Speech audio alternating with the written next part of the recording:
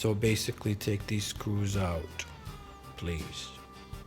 Now you can find a battery for this computer. This is a MacBook Air. You can find a battery on eBay. They're real cheap, $28. Take these screws out. Now they don't make computers like this no more. This is a 5-year-old computer, and it still works. Pop this off. There you go. Real easy. They don't make computers like this. This is your battery. You're gonna grab your new battery. Look at it.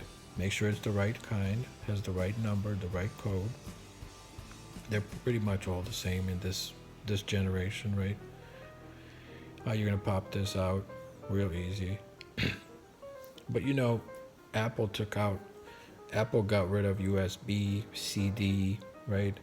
They got rid of the Ethernet slot, the SD slot, all this extra space.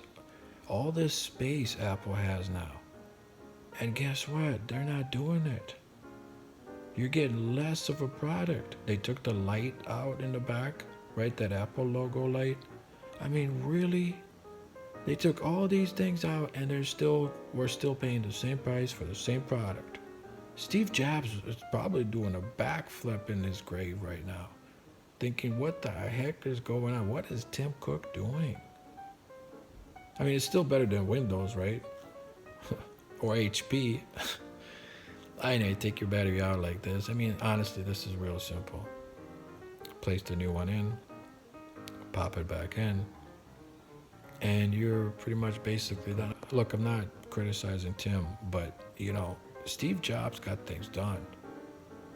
You know what I mean? He made things look good. I mean, if you think about today's Mac, it's actually still the same Mac that Steve Jobs made. Okay? I mean, they got rid of Ethernet, CD,